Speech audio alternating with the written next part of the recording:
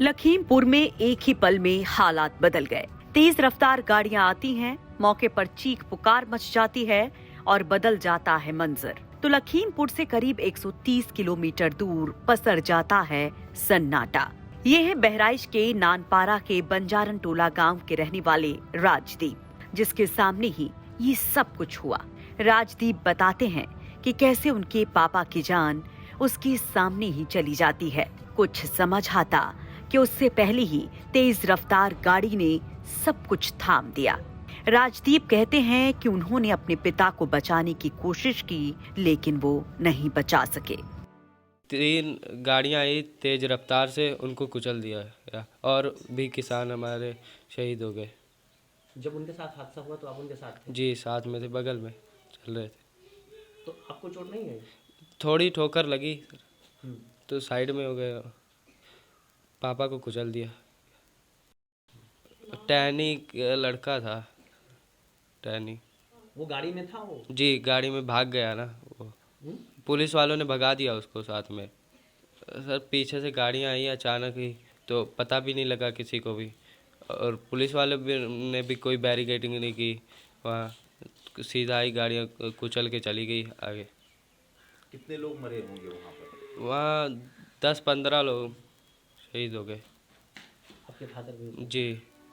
राजदीप अपना आंखों देखा हाल जैसे तैसे बयां करता है। उसके मुताबिक मंत्री का बेटा गाड़ियां लेकर आया था, उसी ने सभी को कुचल दिया। तो वहीं इस घटना से परिवार के बाकी लोग और पड़ोसी सब स्तब्ध हैं।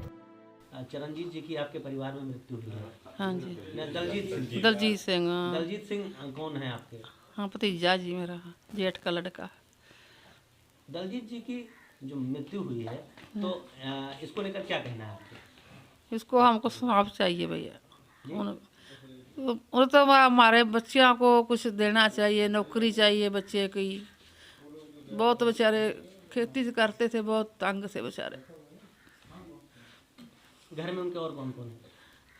उनके घर बस उनका पापा भी खत्म हो गया, मम्मी भी खत्म हो गई। अब उनका भाई है, बड़ा भाभी है, एक भतीजा है, एक लड़का, एक उसकी अपनी बिटिया है। बस इतने ही घर का तो क्यों गए थे तिकोनिया? तिकोनिया गए थे, उस दिन जड़ा हुआ है वही तो गए थे। और क्या, आप तो पता ही है सब कुछ। रंजीत जी, ये जो हादसा हुआ है तिकोनिया में, उसको लेकर क्या कहना है आपका? ये तो बहुत शर्मनाक हादसा हुआ है जी, बहुत निंदनीय है ये। और जो अपने किसान शहीद हुए हैं उनके लिए मैं ये चाहता हूँ कि जिन्होंने ये कार चढ़ाई है उसके लिए आप उनको काफ़ी दंड मिलना चाहिए। तो ये जो कल का हादसा हुआ, आप लोग भी गए थे उसमें शामिल होने? नहीं जी, मैं नहीं गया था और हमारे यहाँ की पब्लिक थी जी वहाँ पे। कितने लोग थे नानपारा से? नानपारा के होंगे जी लमसम 25 से 30 आदमी तो ज़रूर होंगे। तो केवल आपके यहाँ चरणजीत जी की ही मृत्यु हुई या और कोई? नहीं, अपने यहाँ दलजीत सिंह है एक नाम, एक किसी का और नाम आ रहा है जो अभी कन्फर्म नहीं हो पा रहा है। एक मौत और भी हुई है, 2 मौतें अपने नानपारा से हुई हैं जी। चरणजीत दलजीत जी जो थे, हाँ जी, आप उनके क्या हैं? हमारे मित्रगण हैं जी, हमारे पड़ोसी हैं जी। आपके ही गाँव के? हाँ जी। तो किस तरीके से उनका ये परिवार चलता था, क्या काम करते थे? परिवार बस खेती के आधारित था जी, बस गरीबी हालात में परिवार चल रहा था। मैं सरकार से अनुरोध कर रहा हूँ कि इनके परिवार को एक नौकरी मिलनी चाहिए और जो उनका मुआवजा वो भुगतना चाहिए। लखीमपुर की घटना से नानपारा के एक और गांव में मातम है।